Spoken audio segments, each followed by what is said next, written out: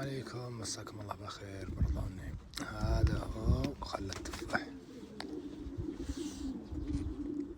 هذا اللي حطه بالمروش حق الحمام.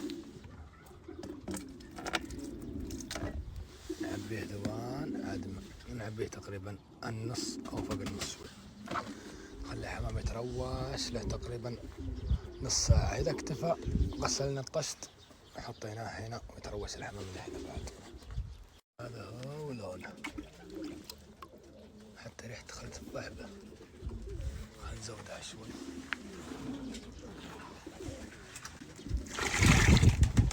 هذا طبعا اكيد احد يتساءل يقول طيب لو شربنا الحمام، يشرب لنا حمام ما عنده اي اخلاق، ما عنده اي مشكلة، بالعكس منفعه ما راح يضره.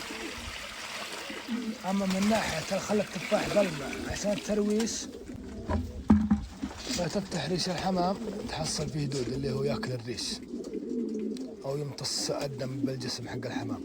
هذا جربناه لنا مقطع سابق بالتيك توك، اللهم لك الحمد. مجرد ان حطينا اللهم صل على محمد، مجرد ان حطينا خل التفاح مع الماء تقريبا من ثاني يوم ما تحصل فيه شيء نهائي، خلاص يغسل على طول. سبحان الله.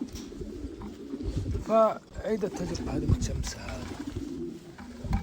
فأنت افحص حمامك قبل ما خل التفاح، حصلت به حط خل التفاح، خليه يتروش مرة ثاني مرة وفتل بالحمام، ما تحصل به شيء نهائي، شيء مجرب وممتاز بعد.